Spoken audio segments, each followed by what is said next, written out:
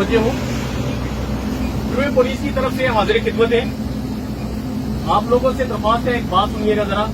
खुदा न खास्ता किसी भी इमरजेंसी की सूरत में अगर अगला गेट नहीं खुलता तो आप सभी लोगों को पता होना चाहिए कि तकरीबन ऑलमोस्ट हर सीट के ऊपर या दूसरी सीट के ऊपर ये एक हैमर लगा हुआ है इस जगह से, ठीक है।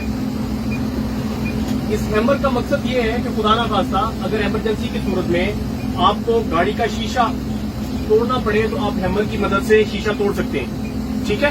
और दूसरा जो है, हर गाड़ी के पीछे बैक साइड पे वो सामने अगर देखेंगे जहां ये उस्ताद मोहतरम खड़े हैं, यहाँ एक इमरजेंसी गेट है जो कि पहले आप पूरे तरीके से खोलें। पहले इसका शीशा नीचे करके दिखाएं लोगों को। ये देखें, इसको अगर आप नीचे प्रेस करेंगे तो ये नीचे चला जाएगा, ठीक है। उसके बाद ये है इसका हैंडल, इसको अगर आप प्रेस करेंगे तो ये नीचे होने के बाद खुल जाएगा। लेकिन ये गेट आना खास्ता आप लोगों को बताने का ये मकसद है कि ये हैमर और ये इमरजेंसी गेट, ये आप लोगों को इसके यूज का पता होना चाहिए।